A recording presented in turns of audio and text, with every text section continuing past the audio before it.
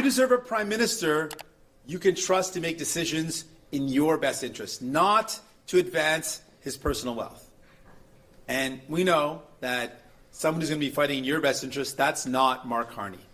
He has spent his whole career serving the interests of billionaires, of shareholders, and CEOs.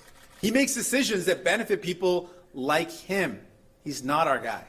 Because anyone who profits off the crisis should not be in charge of fixing it. Right now, the people who built this country, the folks without multi-million-dollar portfolios, without blind trusts or hedge funds, the people who earn their living by showing up to work, who dream of owning a home, raising a family, and retiring with a modest pension, they're being abandoned.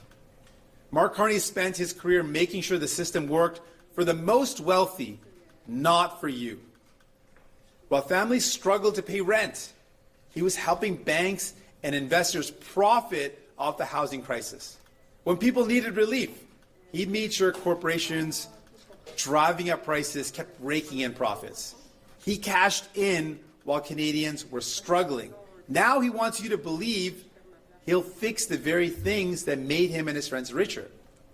He won't fight for everyday people because that's not who he is. And that won't change now. And Pierre Poilievre, his only solution is tax breaks for the wealthy, and that will cost you.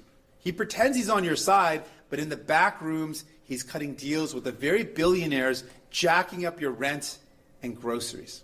He posed in front of workers who had just lost their jobs, and he said nothing about fixing EI to help them pay the bills.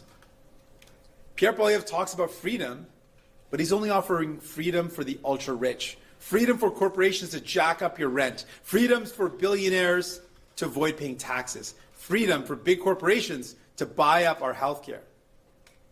Where he has promised to make deep cuts, making wait times even longer, pushing more people into private for-profit clinics. He wants to gut environmental protections, handing more control to big polluters who put profits ahead of clean air and water. He would strip away supports that help Canadians make ends meet, forcing families to fend for themselves while billionaires get even richer.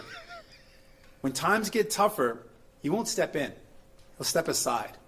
That's not leadership. That's not a plan that will build a Canada we can be proud of. Let me be perfectly clear. We will never be Trump's 51st state, not in name, not in values, not ever.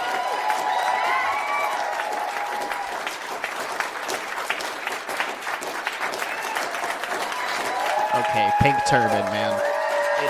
I've just been trying not to laugh. The pink turban is ridiculous.